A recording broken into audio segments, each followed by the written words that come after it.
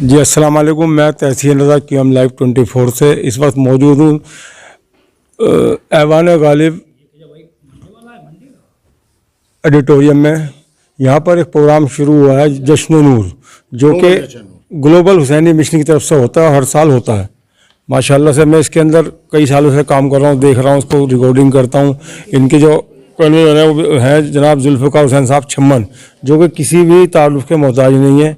इस वक्त मेरे साथ मौजूद है। मैं इनसे पूछना चाहूँगा ये जश्न नूर कब शुरू हुआ और कितने साल हो गए इसको, तो बताएंगे छम्मन? तकरीबन 37 साल, ये 37वां जश्न है जी।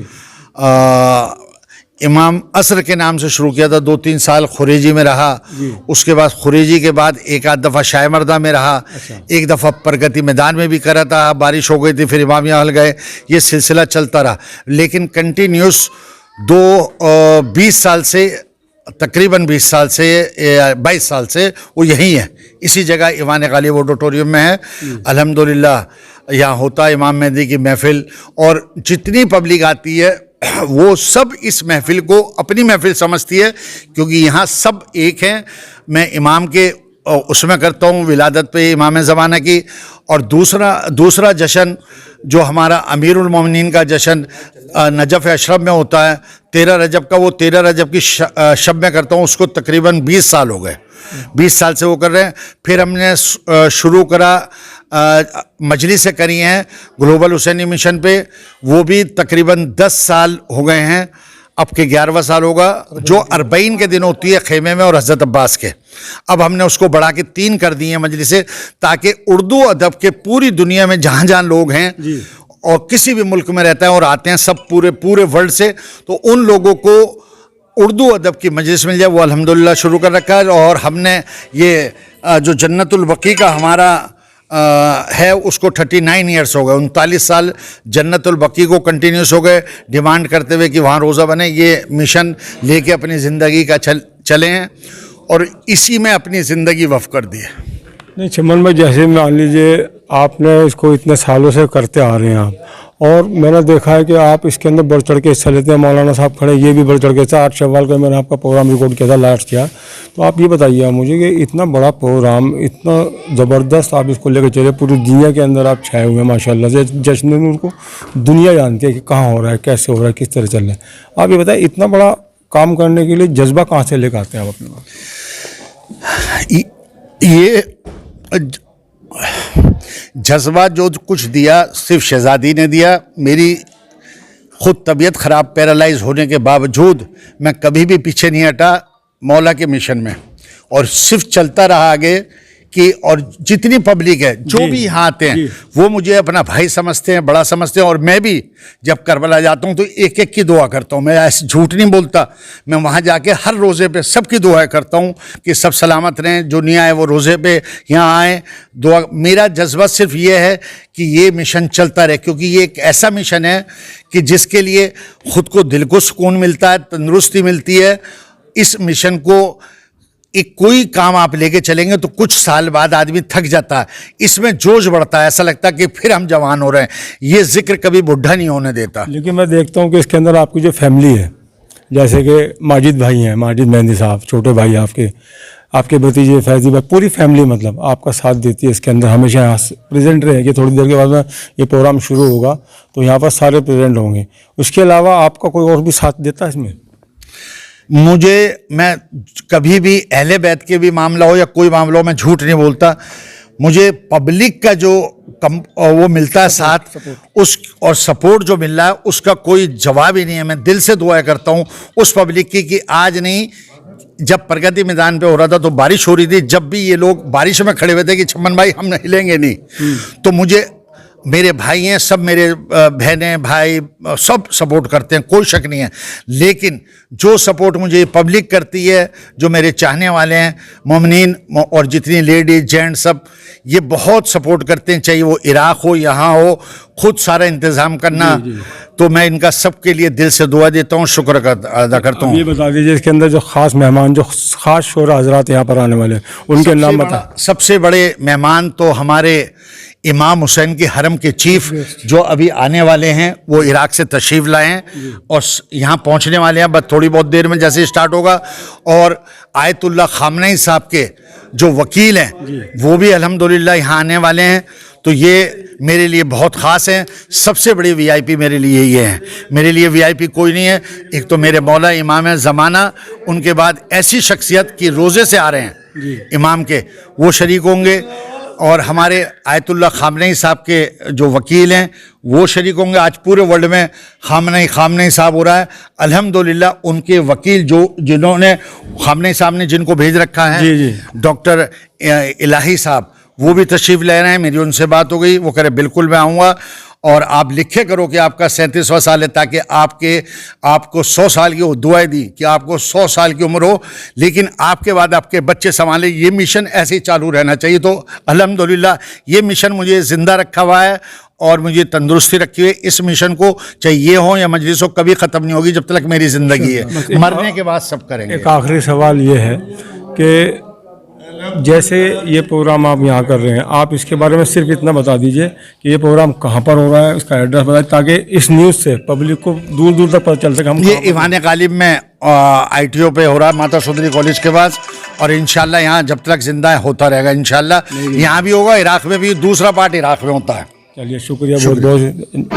जेंट्स का लेडीज़ को तो दिखा रहा हूँ। हट जाओ, पूरा बंडल रखा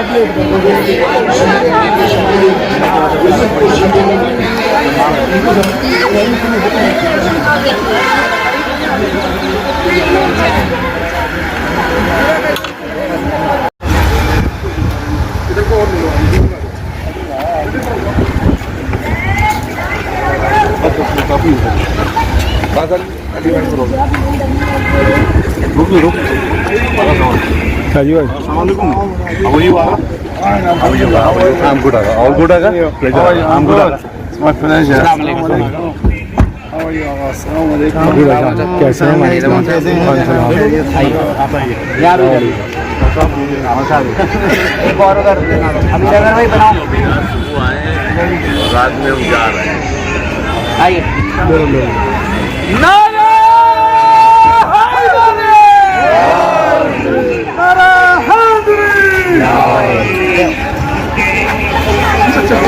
आगे चलिए।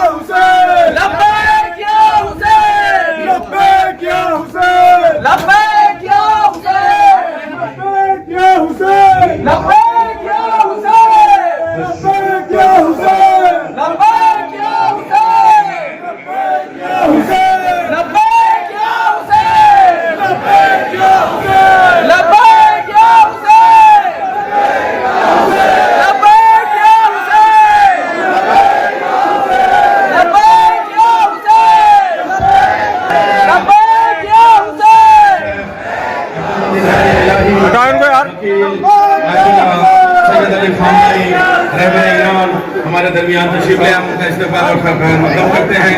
मौलाना सज्जाद रब्बानी साहब, मौलाना सैयद मौलाना सैयद साजिद रिजवी साहब, मौलाना सैयद मरदान अली, मौलाना सैयद मोहम्मद रजा साहब, मौलाना सैयद अली मौजूद है और हमारे मौलाना सैयद रहमत साहब। नकवी से गुजारिश करूँगा कि इस्तेमाल करें, सब इस्तेमाल करें। आज पूरी दुनिया में आयतुल्लाह खामनेई साहब ने जिस तरीके से नाम रखा है, उनके नुमाइंदे पूरे हिंदुस्तान के, उनके वकील तशरीफ लेकर आए। और अभी परसों जब हम गए थे, किस मोहब्बत से मिले, अल्लाह को सलामत रखे और कैसी दुआ हिंदुस्तान को दी, हमारे मुल्क को दी, हमारे यहाँ के मुल्कों के लिए तरक्की और हिंदुओं के लिए भी दुआ करी कि मौला इन्हें सलामत रखे, हिंदुस्तान सलामत रखे। बड़ी दुआएं दी। मैं बहुत शुक्रगुजार हूँ कि तशरीफ लेके आए, इतने ऐसे वक्त में तशरीफ लेके आए। बहुत बहुत शुक्रिया। आज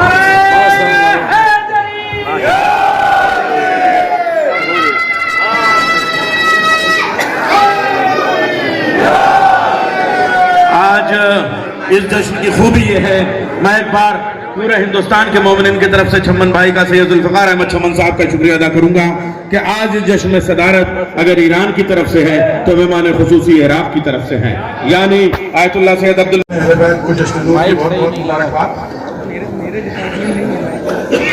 मैं मशहूर हूँ हमारे छोटे भाई छम्मन भाई जो हर साल मुझे इसमें दावत देते हैं और अपनी लियाकत और अपनी समझ के हिसाब से मैं भी आपका एक हिस्सा बन जाता हूँ।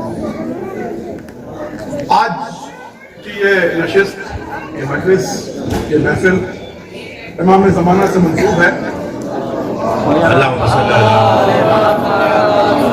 बड़े बड़े उलमा दीन यहाँ मौजूद हैं और उनकी मौजूदगी में कुछ बोलना ये तहजीब के खिलाफ है, लेकिन इनकी दुआओं के साथ, इनकी इजाजत से देखिए।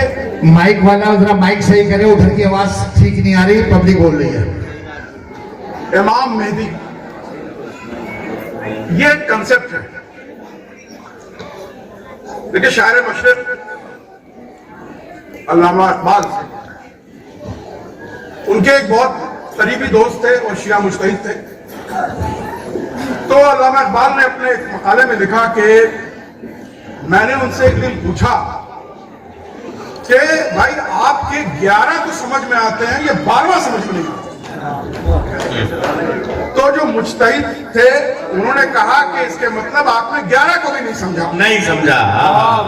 जिस दिन आप 11 को समझ जाएंगे आप 12 को भी समझ जाएंगे। तो इकबाल ने खुद लिखा कि मैं हंसने लगा। उन्होंने कहा कि नहीं, ऐसा नहीं कि मैं नहीं समझता, मैं प्रोवोक कर रहा था आपको ताकि आप इसका जवाब दें, ताकि ये बात महफूज हो जाए कि जो 11 को समझता है वो 12वें को भी समझता है, जो 11 को नहीं समझता वो 12वें को भी नहीं समझता। बहरहाल ये तो अल्लामा इकबाल की बात थी। मैं अभी पिछले साल की मैं बात बताऊं, अमेरिका के प्रेसिडेंट जो बाइडेन, उनका एक वायरल भी हुआ। उन्होंने एक मकालमा चल रहा था और उसमें उन्होंने ये बात कही कि ये जो concept of Imam Mehdi is a very fascinating concept. यानी इमाम मेहदी का जो कंसेप्ट है, जो वजूद है, ये फैसिनेटिंग है, मतलब उसकी तरफ लोग मरूब होता है। उसके आगे वो बोलता है अकल समझने से कासिर है लेकिन एहसास कहता है कि कुछ है। और मैं उसी एहसास को समझने की कोशिश कर रहा हूं। जो बहुत अच्छी बात है भाई, जिंदाबाद भाई, जिंदाबाद। तो और साल की बात है, अब बहुत बात इधर की बात, खासतौर पर अपने नौजवानों की, कि अभी बहुत सारी बातें हुई कि कौन बंकर में था और कौन कहां था और कौन छुपा था, लेकिन वो मर्द मुजाहिद उठा, कुछ नहीं किया। देखिए यहां पर मैं एक कंसेप्ट बताता हूं, पावर ऑफ इनविजिबल, यानी जो चीज आंख से ओझल है लेकिन है, उसके पावर का तयन नहीं किया जा सकता, क्योंकि जब उस पावर के जद में आ जाता है, चाहे वो बातिल हो चाहे रास्ते की जितनी मसाइलें हैं, वो सब इस तरह से उड़ जाती हैं जैसे अल्लाह उड़ गया। तो पावर ऑफ इनविजिबल क्या होता है? जो आंख से ओझल है उसकी पावर क्या है? तो एक मर्द मुजाहिद उठा और इस पावर ऑफ इनविजिबिलिटी को दुनिया के सामने किस तरह से पेश किया। वो उठता है, मस्जिद जमकरान पहुंचता है, मुसल्ला बिछाता है, नमाज पढ़ता है, अल्लाह के हुजूर में हाथ उठाता है, तस्बीह होता है। ये एक विजुअल, न उसने कोई प्रेस कॉन्फ्रेंस की, न उसने कोई खिताब किया, लेकिन बस उसने सिर्फ उस पावर ऑफ इनविजिबिलिटी, एक वो चीज जो जेंट्स को लेडीज को तो दिखा रहा हूँ। हट जाओ, पूरा बंडल रखा प्लेट